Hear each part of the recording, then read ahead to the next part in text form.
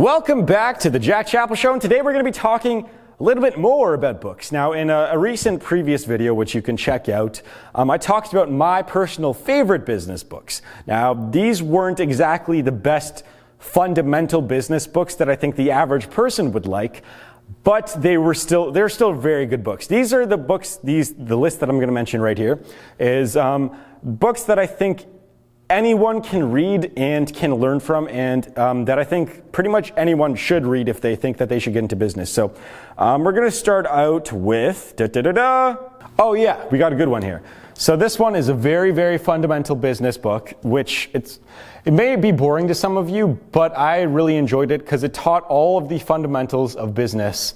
I'm just going to write it here. So it is called The Richest Man in Babylon.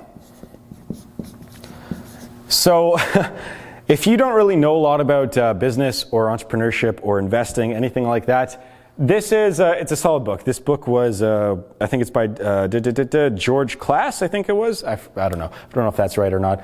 But I enjoyed it. It's kind of so pretty much what this book is about is it teaches you fundamental investing and business concepts that have existed for thousands of years. It pretty much tells the story of investing and business from a man that existed in Babylon, thousands of years ago. And it was a really cool book. I really enjoyed it. Unfortunately, I read it at a point in my life where I already knew a lot about investing. Well, I think I read this book about 2 years ago. But still, it was a really good book, especially if you're getting started out. Teaches you fundamental investing and business concepts. I highly recommend it. But saying that, if you are already like an intermediate or even expert level in terms of your knowledge base, I would recommend skipping this.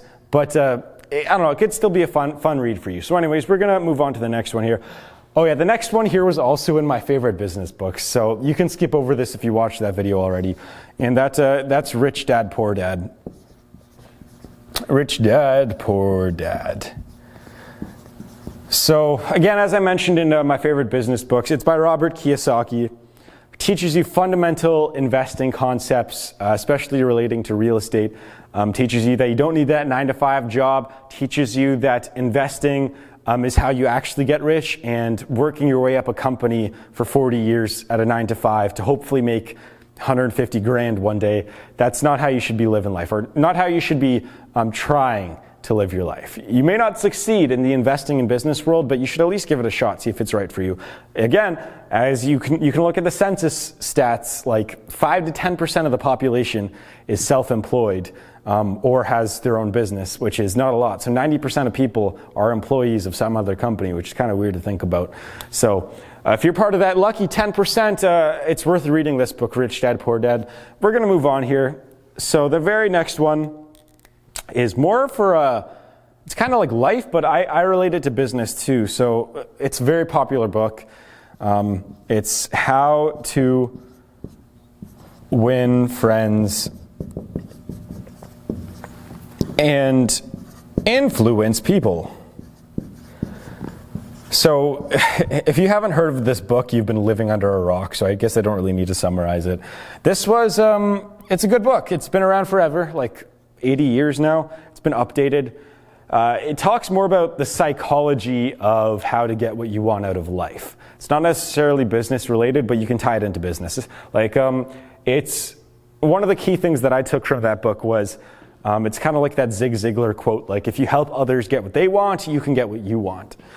And that's seriously the main thing I took from that book. It's really good. I highly recommend it, especially if you want to learn a little bit more of the psychological side of business and getting the good life or whatever. It's a good book to read. Next one, we're going to go a little bit off the board here. And I just liked this book because it's purely psychological. And it's The Millionaire Messenger. And it's by Brendan Burchard. So I think that this is a good, important book to read because it teaches you, it's very similar to How to Win Friends and Influence People. It teaches you like how to get what you want out of life, how to be happier. I always kind of say that, yeah, business and happiness don't always tie in well together, but this book kind of shows you how it can, and it teaches you. I think that the most important thing is that it makes you focused on making you realize what you want out of life, I guess, and what you should focus on and what makes you happy. Because I read that book, I was at a point in my life, I think it was before my corporate job even. This must have been 2011, 2012, and I didn't really know, I didn't want to go into business, to be honest. I mean, I'd always been doing stuff on the side, like stocks and all that stuff, but I didn't really know that I wanted to go into business until I started answering some of the questions that this book gave to me. It also does teach you some financial stuff too on the side, but I do think it's largely more of a psychological, how to find happiness, how to get that, and it's important. So anyways, I think that's a good one, Millionaire Messenger. And the last one is a book that I actually read kind of recently this year, and I think it's popular. I'm not actually sure. You guys let me know if you've heard of it. It's called The Millionaire Next Door. And I liked that book. I think that it's important for anyone to read that, to realize that you can become a millionaire even if you have a 40 grand a year job. That's what is most important about that book. So it's by Thomas Stanley, by the way. I should mention the author. So seriously, that book is if you have no interest in entrepreneurship or sales or anything, go read that book, because it shows you ways to become a millionaire or multi-millionaire. Actually, what's kind of funny is that I've been talking about the multi-millionaire cap, like how anyone can become a multi-millionaire, but you need some sort of luck to get to the next level. And that book mentioned that. I didn't even, that book mentioned that. This book was made in the 1990s, and yeah, I didn't read it till recently. So, but yeah, that book mentioned the multi-millionaire cap, but it also mentions that, yeah, anyone can become a millionaire or potentially multi-millionaire, even with jobs that pay you 100 grand or less, as long as you invest in a smart way and live frugally. I guess that's what I took out of the book. I think I've talked about lifestyle inflation before in some of my videos, and that book kind of covers that too, like how a lot of doctors are poor and how a lot of lawyers are poor because they feel like when they make more money, they should have a higher quality of life and a higher lifestyle, higher class lifestyle, I guess, is a way to put it. That's what this book tells you. It's like how the doctor who makes 250 grand a year has 230 grand in expenses and only takes home 20 grand after everything that they pay for, like food, housing, mortgage. They only make 20 grand.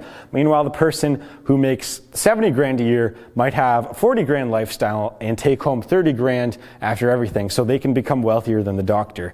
That's what that book kind of says. So these are the 5 fundamental business books that I recommend you read. I'm going to probably be adding more to this list as I go through more books in my lifetime. So maybe I'll do an update of this every year or so, because I've read more books in the past year than I have probably my entire life combined. Actually, no, I read a lot of science books back in the day, science, nonfiction science books, like Stephen Hawking, Neil deGrasse Tyson. I loved that stuff. But in terms of business books, I'll keep these updated. And yeah, anyways, I hope that, what's your favorite business book, by the way? I'm actually curious. So let me know in the comments below, what's your favorite business book? Do you like any of these? Do you agree with my list?